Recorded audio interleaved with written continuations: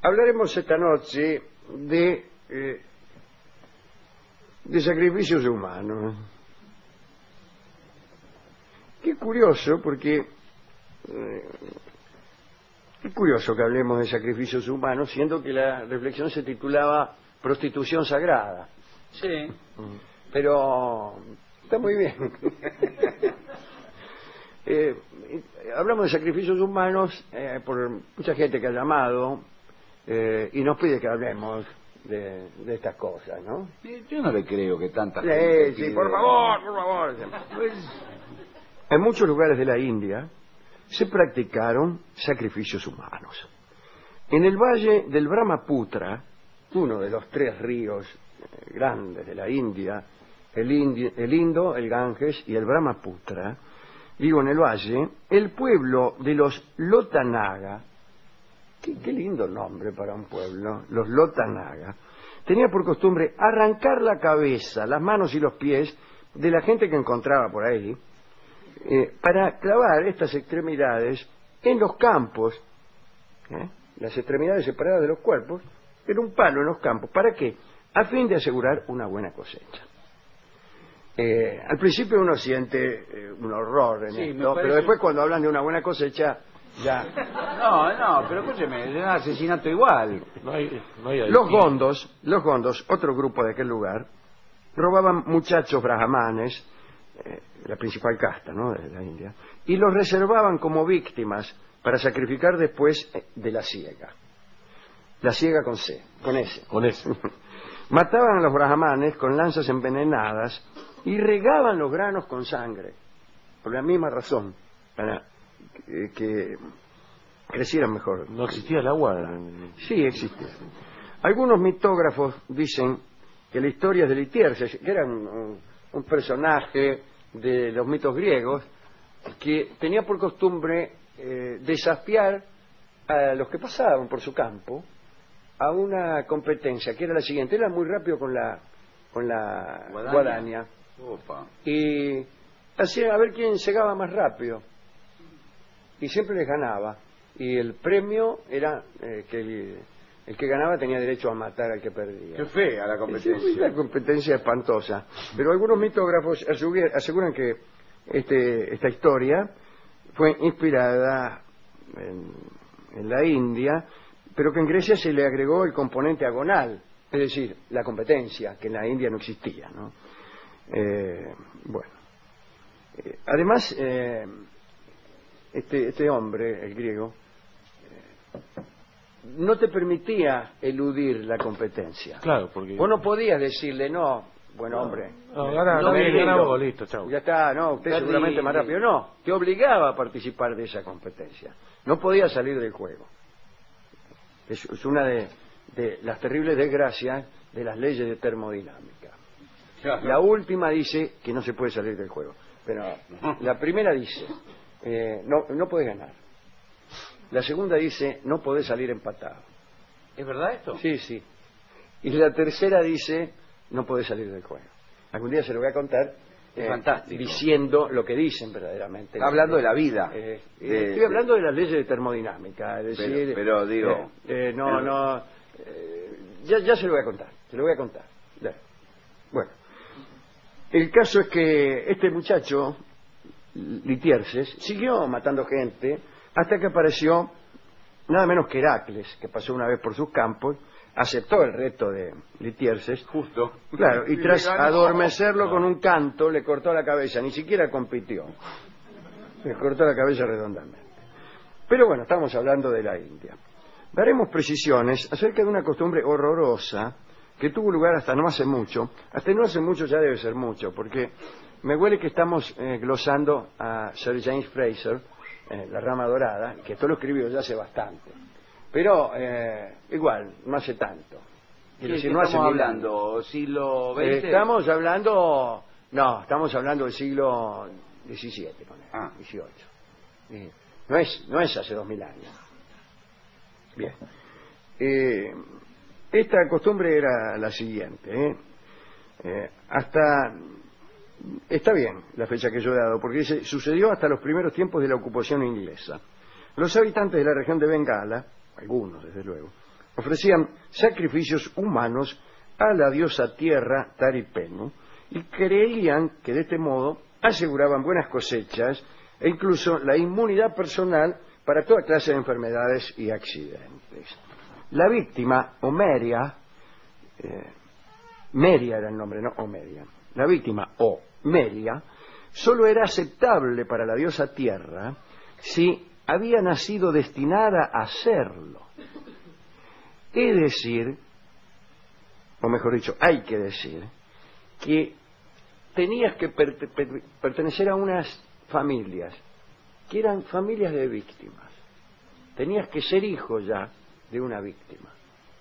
Y así como había personas, incluso en el occidente, destinadas a ser verdugos, en Bengala existía una dinastía de seres destinados al sacrificio. Y había familias de personas destinadas a ser sacrificadas, cuyos antepasados ya habían sido sacrificados y ofrecidos a la diosa.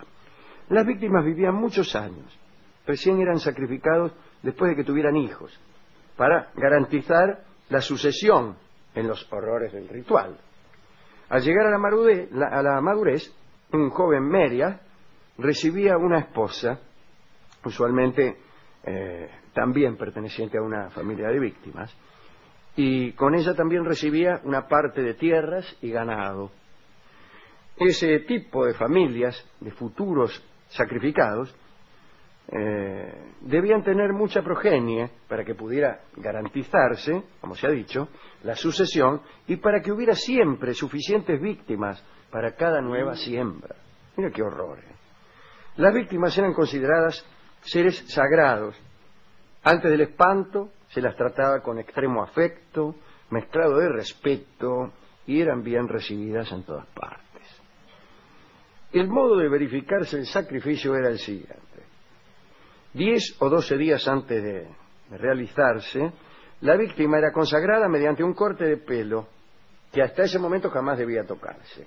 Así tenían el pelo largo y ese día se lo cortaban, 10 o 12 días antes de reventarlo. Multitudes de hombres y mujeres se congregaban para atestiguar aquel primer paso y se entregaban, según el cronista, a varios días de orgía salvaje y obscena lascivia. Obscena lascivia es un lindo nombre, ¿eh? La banda de punk. Sí. ¿Cómo se llama usted? No, para una señora. Para una persona, obscena lascivia. ¿Cuál es su nombre, señora? Obscena lascivia.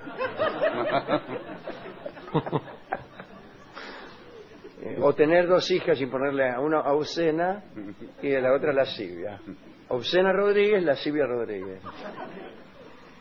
Bien, el día antes del sacrificio se vestía a la víctima con ropas nuevas, un desperdicio, y se lo llevaba por los pueblos en procesión.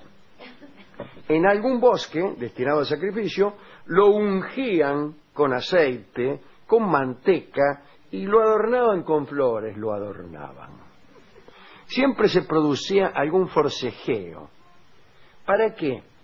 Para obtener alguna reliquia de la persona de la víctima. Se pensaba que cualquier parte de la víctima daba suerte. Y como siempre aquellas procesiones eran seguidas por muchedumbre, empezaban a forcejear por una partícula de la pasta con que la persona había sido ungida, o una gota de saliva, que se estimaba que tenía gran virtud. Algunos le arrancaban pelos y otros rogaban a la víctima que les concediera el don de un escupitajo, una sola gota con que untarse la cabeza. Como la víctima no podía ser atada ni mostrar resistencia en el ritual, a veces le rompían los huesos o la intoxicaban con opio. El modo de matarla variaba.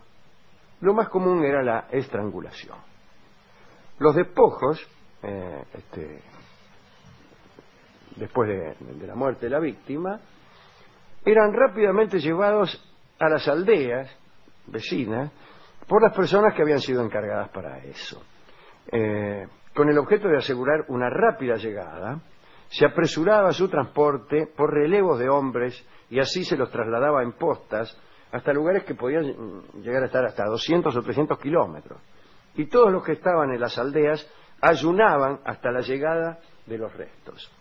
Cuando llegaban, el portador los depositaba en el lugar asignado a la asamblea pública y allí eran recibidos por un sacerdote y por los jefes de familia. El sacerdote separaba los despojos. Discúlpeme, esto es ¿Cómo horroroso. separaba? Sí, los cortaba en 2 porciones, una de las cuales ofrendaba a la diosa tierra, echándola en un hoyo, vuelto de espaldas y sin mirar, una prolijidad. La otra porción de carne se dividía en tantas partes como jefes había presentes. Cada uno de ellos tomaba su despojo, lo guardaba envuelto en hojas y salía corriendo, desde luego, a toda velocidad, para enterrarlo en sus tierras y asegurarse de ese modo la prosperidad y una buena cosecha. Para que las virtudes del sacrificio se garantizaran, había unos últimos pasos que debían respetarse. Durante 3 días no debía barrerse en ninguna casa. Se guardaba absoluto silencio durante 3 días. No se encendía ningún fuego, ni se cortaba madera, ni podía recibirse a forasteros. Actos, después de todo, o prohibiciones nimias, si se tiene en cuenta que acabamos de cargarnos a personas, ¿no? Digamos, para terminar, que evidentemente el cuerpo del Merias tenía adscrita la virtud directa de hacer crecer las mieses, con bastante independencia de la eficacia indirecta que podía tener como ofrenda para asegurarse la buena voluntad de la diosa. Es decir, se consideraba que era, por un lado, una cuestión de religión, por eso se separaban las 2 cosas. La ofrenda a la diosa era una cosa, pero el contacto directo de esos restos con la tierra era otra, más científica, si vos querés. Por ahí podía haber un tipo que creía en el efecto de estos despojos sobre la tierra, pero en cambio no creía en la diosa. Qué cosa, ¿no? Bueno, también tenían una gran virtud las lágrimas de los Merias, las lágrimas de las víctimas, que antes de la muerte eran prolijamente recolectadas y servían para la producción de lluvias. Eran lágrimas de la víctima. Y esto sucedía, no es el mito de Litierses al que Heracles le corta la cabeza en un mito. Esto sucedía.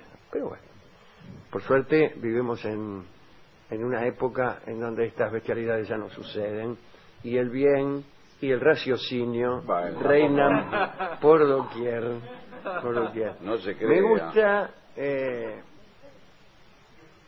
para unas pastillas de Garcilaso para desgongorizar.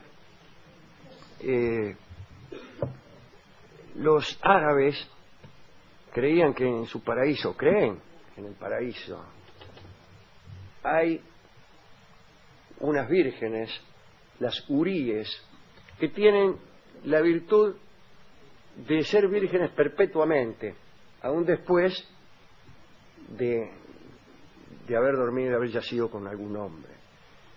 Renuevan su virginidad después de cada lance amoroso. Pero esa es una virtud de relativa atracción.